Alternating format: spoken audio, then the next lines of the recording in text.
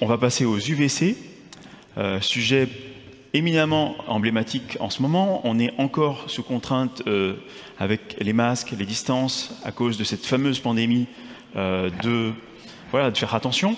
Il y a une solution qui existe, c'est l'UVC, mais qu'est-ce que vous en connaissez? On va avoir un tour d'horizon sur cette technologie. Donc je vous présente et j'accueille Pierre-Yves Monlot, qui représente en fait le groupe de travail UVC du syndicat de l'éclairage. De métier, il est responsable marketing chez l'Advance et donc il va nous parler de ce sujet. Et la question, c'est comment lutter contre les pandémies avec la lumière UVC. Merci Vincent. Bonjour à tous. Donc en effet, comment lutter contre la pandémie? Alors avec la lumière UVC, mais pas seulement, on va le voir, c'est juste un complément de tout ce que l'on connaît déjà et un complément dont j'espère je vais vous montrer l'intérêt. Et je commence avec ça, pardon, pour la crainte que ça peut susciter, cette grosse image, ce gros virus. C'est un article des Échos de janvier 2021 qui nous explique en quoi, en Europe, on a été un peu préservé ces dernières décennies et en quoi l'avenir est peut-être pas très serein en termes de pandémie. Alors préservé au cours des dernières décennies, pourquoi? Vous l'avez sûrement lu dans la presse depuis les années 2000, en tout cas, il y a un certain nombre d'épidémies en Asie qui se déclenchent et qui n'ont pas atteint l'Europe jusqu'à présent. Le SARS, le MERS, Moyen-Orient, Asie, etc. Qu'est-ce qui se passe au niveau de ces pays? On constate une forte déforestation, une proximité importante de la population avec la faune sauvage et un risque de transmission qui, vous le voyez, c'est surligné en jaune sur l'écran. On estime dans cet article à 827 000 le nombre de zoonoses possiblement transmissibles à l'homme et inconnues à ce jour. Alors l'objectif n'est pas de faire du marketing catastrophiste autour des UVC, hein, encore une fois, vraiment pas, mais d'avoir une petite prise de conscience sur ce qui nous attend. Nicolas parlait tout à l'heure on ne sait pas si on sera confiné ou pas dans 2 mois, bon j'espère quand même que non, qu'on est sur la bonne pente, mais en tout cas on peut se demander ce qui va arriver dans les prochaines années. Et sans avoir peur, hein, forcément, mais juste prévoir, c'est anticiper, c'est diriger aussi, et dans les entreprises, je pense que c'est assez important de préserver la santé de ses collaborateurs et assurer que la boîte puisse continuer à tourner en cas de nouvelles pandémies. Et un autre article qui l'illustre, c'est le réchauffement climatique et le dégel du permafrost. Vous avez peut-être entendu parler en 2016 en Sibérie de la mort d'un petit garçon de 12 ans. Tout simplement parce que des restes animaux sont remontés à la surface du fait du gel du permafrost et un virus inconnu a contaminé cet enfant. Alors c'était totalement isolé en Sibérie, ça ne s'est pas répandu, mais c'était un exemple qui a attiré en tout cas l'attention des scientifiques. Alors pour lutter contre les épidémies, éviter qu'elles deviennent des pandémies, évidemment, on connaît tous ces gestes barrières qu'on applique et leur application permet certainement la situation dans laquelle on est aujourd'hui, avec, j'espère, le bout du tunnel prochainement. Donc évidemment, le masque, les couvre-feux, on adapte ces mesures, on les amplifie, on les densifie ou on les allège en fonction de l'évolution de la pandémie. Évidemment, le vaccin, vous avez vu que le vaccin, même s'il arrivait exceptionnellement vite, il n'est pas là immédiatement, il n'est pas là tout de suite. Donc avant que le vaccin arrive, il faut des mesures, mettre en place certaines mesures. Ne pas parler pour ne rien dire, j'ai mis un petit smiley à côté parce que vous avez tous vu, je pense, sur LinkedIn, sur Facebook, sur les réseaux, ces photos où on a une station de métro blindée et des restaurants fermés, des activités fermées. Et la question, bien sûr, dans le post Facebook, c'est mais dans le métro, en heure de pointe, il n'y a pas de problème, mais dans ma boîte de nuit, il y a un problème. En fait, il faut bien penser que quand une personne est contaminée, elle va émettre des virus, et plus elle va parler, plus elle va danser, bouger, plus elle va émettre une quantité importante de virus. Donc selon les lieux, les risques ne sont pas les mêmes en fait, tout simplement. Et j'entendais à la radio le jour où j'ai rajouté cette petite phrase, justement que dans le métro, le fait qu'on soit généralement isolé dans sa bulle sans trop parler était un lieu finalement peut-être pas tant à risque que ça du moment qu'on a un masque pour limiter l'émission des aérosols par la respiration. Et bien sûr, une mesure dont on parle peu, c'est l'utilisation des UVC. Alors, j'insiste sur le titre, ce n'est pas la mesure, hein, c'est une mesure complémentaire. Hein. Ce n'est pas une solution miracle, c'est quelque chose de complémentaire qui peut énormément aider à réduire les risques dans certains endroits. Ce n'est pas utile de mettre des UVC partout, ça n'a pas de sens. Vous avez ici l'exemple sur la photo de droite d'une salle de pause dans notre entrepôt. On a pris très tôt, nous, la mesure de la pandémie. Je vous explique un peu le contexte. On est un entrepôt européen, on est le centre logistique européen de notre société. Et on ne peut pas se permettre qu'il y ait un cluster, qu'il y ait un risque de fermeture, et évidemment que les collègues puissent être contaminés, ça c'est sûr. Donc on a très vite mis en place des prises de température à l'entrée, du gel partout, des mesures de distanciation, etc. Et dans les pièces où les gens étaient susceptibles d'enlever le masque, le restaurant d'entreprise, les infirmeries, les salles de pause, on va boire un café, on a très vite installé des solutions UVC comme vous en voyez ici. Avec l'information qui va bien sûr, pour expliquer et rassurer les gens aussi, et puis éviter tout risque lié aux UVC, parce qu'il y a des risques évidemment liés aux UVC. Comme l'eau de Javel, hein, qu'on a tous chez nous, par exemple, je vous invite à regarder la fiche de sécurité de l'eau de Javel, vous verrez, c'est assez impressionnant. Mais tout est une question de maîtrise et de respect des règles hein, quand on utilise un produit quel qu'il soit. Alors les UVC, qu'est-ce que c'est ? Je ne vais pas vous faire une leçon sur les UVC, je ne pense pas que ce soit très utile. Vous le voyez à l'écran. Une petite chose intéressante peut-être, c'est qu'il n'y a pas d'UVC naturel à l'état naturel sur Terre. Hein. Le Soleil, évidemment, émet des UV, il en émet, vous voyez, à hauteur de 10% de son rayonnement, et arrive sur Terre majoritairement des UVA, à 95%, 5% d'UVB, mais pas d'UVC. Les UVC émis par le Soleil, en fait, sont bloqués par l'atmosphère, hein, et notamment l'ozone dans l'atmosphère, et ne nous atteignent pas. Comment agissent les UVC? C'est un phénomène qui est connu depuis très longtemps, hein, depuis près d'un siècle en fait. Hein. On connaît l'intérêt des UVC dans la désinfection ou dans la stérilisation même. C'est utilisé en milieu médical et c'est étudié depuis près d'un siècle. Hein. Il y a un nombre d'études phénoménales sur l'impact des UVC sur différents types de bactéries et de virus. On sait, pas précisément, mais assez finement quand même, quelle dose d'UVC on a besoin pour éliminer 90% d'une population de tel virus ou de telle bactérie ou de tel champignon, parce que chacun va avoir une résistance différente. Mais tout micro-organisme va être affecté par les UVC. Ça agit tout simplement, l'UVC, de par son énergie, il va briser des liaisons dans l'ADN ou dans l'ARN des virus et ainsi empêcher sa reproduction. D'ailleurs, on dit que ça ne tue pas hein, les micro-organismes, mais ça les inactive, ça empêche leur multiplication. Le SARS-CoV-2, le virus qui nous préoccupe depuis quelques mois, hein, victime non, mais responsable de la Covid, le SARS-CoV-2 est également, évidemment, sensible aux UVC. Il y a eu de nombreuses études hein, depuis ces récents mois, vous en avez certaines là, qui sont listées en bas du slide, qui montrent même qu'il a une sensibilité assez forte aux UVC, plus que la moyenne des micro-organismes en général. La moyenne des micro-organismes nécessite une dose, vous le voyez ici, de 237 joules par mètre carré pour être inactivé à 90%, c'est ce que l'on appelle le D90, ça c'est une moyenne globale. Le SARS-CoV-2, lui, est à 27 joules par mètre carré. Donc c'est un virus, comme la plupart des virus respiratoires d'ailleurs, très sensible aux UVC.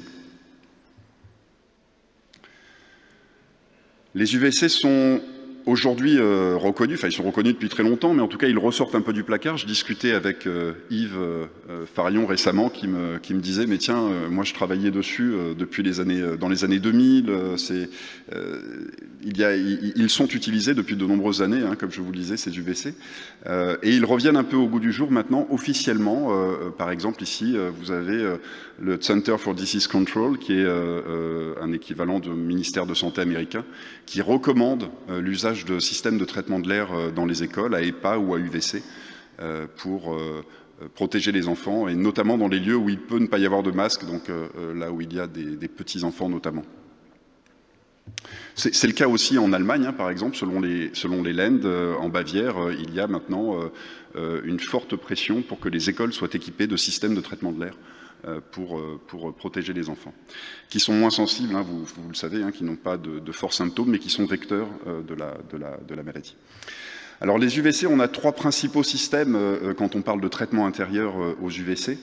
Le premier, c'est un système qui est dit ouvert, vous le voyez, c'est une réglette avec un tube UVC qui a l'énorme avantage d'être le plus efficace, le plus radical, et l'énorme inconvénient d'imposer son utilisation dans une pièce vide et sécurisée, que personne ne rentre dans la pièce et soit exposé trop longtemps à ces UV.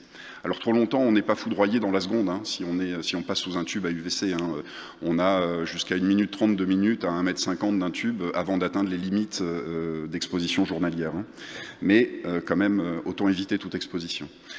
On a des systèmes semi-ouverts qui, eux, permettent un usage dans une pièce occupée et qui vont avoir un fonctionnement, ils vont créer une lame d'UVC au ras du plafond.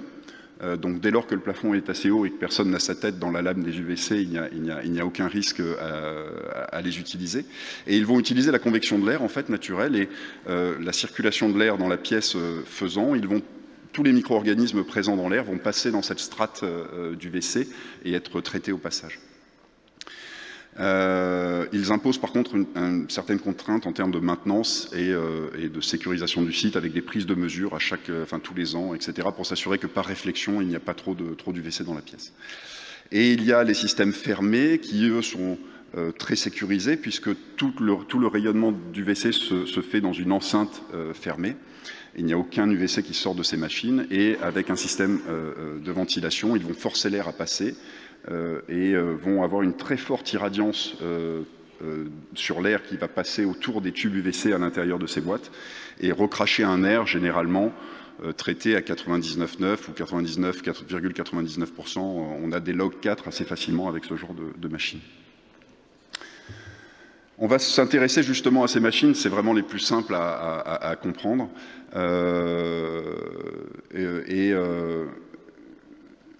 Peut-être, vous avez certainement beaucoup entendu parler des systèmes à filtre EPA, hein, qui vont de la même manière forcer l'air à passer au sein d'une enceinte fermée, le faire traverser une couche de filtre qui va capter la plupart des micro-organismes, les pollens, les odeurs, etc.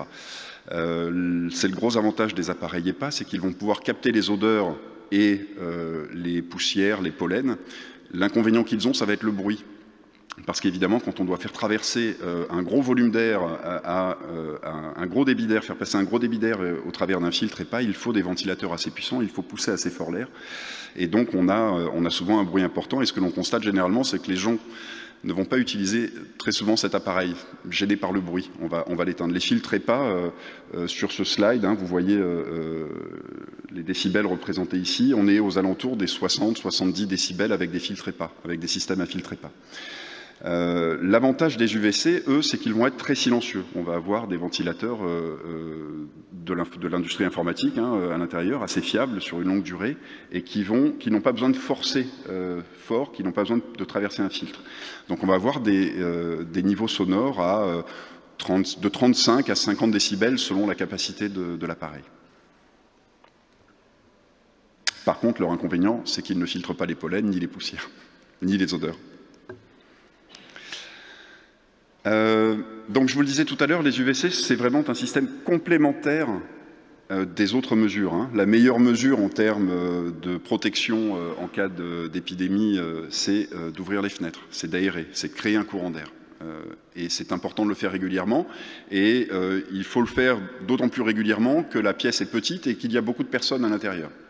Et que ces personnes ne se connaissent pas. Si évidemment c'est une même famille dans une maison, ça a moins d'intérêt que si c'est une salle de conférence où on vient tous des quatre coins de la France et où on va repartir après chez nous. Néanmoins, aérer la pièce très régulièrement, on le sait tous, il y a certaines contraintes. Dans des hôpitaux par exemple, parfois les fenêtres sont condamnées pour éviter les risques de chute, ou dans les écoles, parfois les fenêtres sont condamnées. L'hiver arrivant, on est peut-être moins enclin à ouvrir régulièrement la fenêtre et à créer un courant d'air. Alors pour le confort, mais également pour la perte d'énergie que cela occure, hein, puisque l'on chauffe les bâtiments. Alors ouvrir les fenêtres en permanence, c'est un peu compliqué. C'est en ce sens où un système à UV va permettre d'aider dans le traitement d'une pièce et surtout compenser le fait que chaque individu va agir différemment. Dans une école, un professeur va être peut-être très investi sur le sujet, ouvrir la fenêtre toutes les 2 minutes, etc. Puis un autre pas du tout, etc. Le système UVC, lui, a l'avantage d'avoir un débit fixe que l'on connaît, que l'on maîtrise en permanence.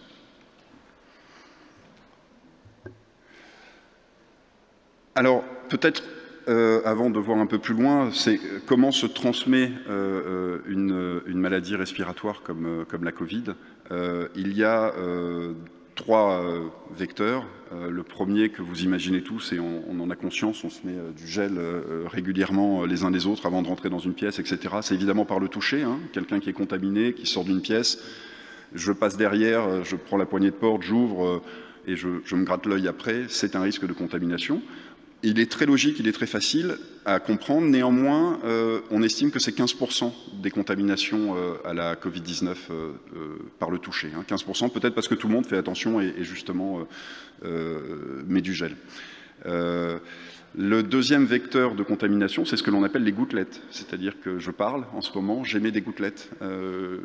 Notamment les langues où on va prononcer beaucoup de P, de T, de ce genre de lettres, où on va émettre un peu plus de gouttelettes. Alors ça va du postillon visible à des gouttelettes quasi invisibles, mais la gouttelette est un vecteur également de contamination. Pour le SARS-CoV-2, les études ont montré que ce n'était pas non plus le principal vecteur, parce que les gouttelettes, elles ont un certain poids et elles vont vite retomber finalement au sol. Et c'est pour ça qu'on vous parle de la distanciation. L'objectif, quand on parle avec quelqu'un qui n'a pas de masque, c'est d'éviter de prendre des gouttelettes dans les yeux, principalement, ou sur le nez, la bouche. Donc la distanciation permet, pam, les gouttelettes vont tomber au sol avant de nous arriver. Donc ce n'est pas le principal vecteur, surtout si on a un masque, évidemment. Le masque en tissu, lui, va capter ces gouttelettes. En fait, le vecteur principal de contamination, ce sont les aérosols. Les aérosols ont l'inconvénient d'être plus légers que l'air et de pouvoir transporter un virus par aérosol, jusqu'à un virus par aérosol. Et ces aérosols, on les émet en permanence quand on va parler, quand on respire, même par le nez. Donc avoir le masque sous le nez, ça n'a pas trop de sens. Il faut l'avoir sur le nez parce que le nez, la respiration est émettrice d'aérosols. Et l'aérosol, c'est ce qui transporte les odeurs, par exemple. Si vous voulez imaginer la diffusion d'un aérosol dans une pièce, imaginez que j'ai une grosse bonbonne de parfum, que je fasse un pchit, et vous allez le sentir au fond de la pièce à un moment, parce que ça va être transporté par les aérosols. Ça va se répandre partout, les aérosols, ça ne va pas tomber au sol. D'où l'importance d'aérer et de créer des courants d'air pour faire circuler ces aérosols et éviter qu'on atteigne dans la pièce une concentration de virus, une concentration virale, qui soit déclenchante d'une contamination. On n'a pas tous la même résistance, mais il y a un certain niveau de concentration de virus dans l'air qui, on sait, un niveau moyen qui va créer un risque de contamination pour la moyenne des gens dans la pièce. Donc il faut éviter d'atteindre ce niveau. Si on est en dessous, on est bon. Si on est à ce niveau, ça commence à être un risque plus important, évidemment, de contamination. Alors on va faire un petit cas pratique dans une salle de classe. On a 25 personnes. L'une est contaminée, elle est en rouge sur l'écran. La pièce fait 180 mètres cubes et on va essayer de voir ce qui se passe dans ce cas-là. On prend un niveau de renouvellement d'air de la pièce de 0,35, c'est l'ACH que vous voyez en bas à droite. Ça, c'est un taux par défaut quand les fenêtres sont fermées et qu'il n'y a pas de ventilation mécanique. C'est ce qui passe sous les portes, etc. Avec un simulateur basé sur de nombreuses études, on arrive à voir qu'avec un système UVC qui va apporter un débit de 1200 mètres cubes par heure dans cette pièce de 180 mètres cubes, je vous le rappelle, on va réduire considérablement le risque. Vous avez en bleu la courbe qui montre la concentration virale dans l'air de la pièce sans système et avec ce renouvellement de 0,35 par heure dont je vous parlais. Donc vous voyez que la concentration augmente sans s'arrêter. Dès lors qu'on a une personne émettrice dans la pièce, la concentration augmente. Et avec un système qui va recycler l'air, c'est la courbe orange-rouge que vous voyez en bas, on va rester à un plateau au niveau de cette concentration virale. Et dès lors que les gens vont sortir de la pièce, la courbe bleue, on ne le voit pas là, mais la courbe bleue descendrait assez lentement et la courbe rouge-orange descendrait, elle, très très vite grâce au système mécanique de traitement de l'air. Nous avons fait également un cas pratique, on va vous le montrer parce qu'il est assez intéressant. C'est une salle de conseil municipal. La petite histoire pour cette salle de conseil municipal, c'est que donc il y a une 60aine de places à l'intérieur. Et dès mars 2021, il y a eu des cas de Covid. 2020, il y a eu des cas de Covid dans cette municipalité. Alors, ils n'ont pas vraiment identifié où c'était, mais ils étaient plusieurs élus à être contaminés. Rebelote avec le variant anglais, ça commence à faire beaucoup quand même. Et ils ont finalement réussi, en croisant la circulation, là où étaient les uns et les autres, à identifier cette salle comme la salle où se sont passées les contaminations. Donc elle fait 560 mètres cubes, et dans ce genre de cas, comme on a beaucoup de personnes de différents lieux qui se réunissent ici, on a essayé de combiner deux systèmes de traitement. Le premier avec le traitement de surface, alors je ne voulais pas détailler tout à l'heure, je ne vais pas rentrer dans les détails ici, mais grosso modo, on recommande, lorsque la salle est vide, par exemple lors d'une pause, de lancer un cycle de traitement UVC. Et ce qui est intéressant, c'est qu'on voit qu'en 3 minutes, on atteint une décroissance de 94% de la population de SARS-CoV-2 dans la pièce. C'est pour ça que je vous disais que c'est un système vraiment très efficace, hein, le traitement ouvert. Il va être immédiat, il va traiter les surfaces exposées, hein, il ne va pas traiter sous les bureaux évidemment, mais en tout cas il va aussi traiter les aérosols, tout le volume d'air de la pièce. Et au niveau de la ventilation, on a pris en compte la ventilation existante, ils ont un monstre de système. D'ailleurs, ils nous disaient qu'ils faisaient tellement de bruit qu'ils ne le mettaient pas en marche. C'était peut-être ça aussi une des raisons de décontamination. Et vous voyez qu'on a fait des simulations avec leur système en fonctionnement à gauche et leur système à l'arrêt à droite. Et on voit que grâce à l'apport de systèmes de traitement de l'air dans la pièce, correctement dimensionnés, on arrive à une réduction de 86% de la concentration virale dans l'air de la pièce. Voilà pour moi. Je vous invite, pour plus de renseignements sur les 3 méthodes que je vous ai présentées, à télécharger la petite brochure qui vient d'être éditée par l'AFE, le syndicat de l'éclairage. Vous avez un QR code sur les petits panneaux au fond qui vous permettent de la télécharger directement. Vous aurez quelques explications complémentaires sur le sujet. Merci bien. Merci à vous. Merci pour ce tour d'horizon des manières de traiter l'UVC en fait par les fabricants de matériel d'éclairage pour désinfecter en fait par la lumière.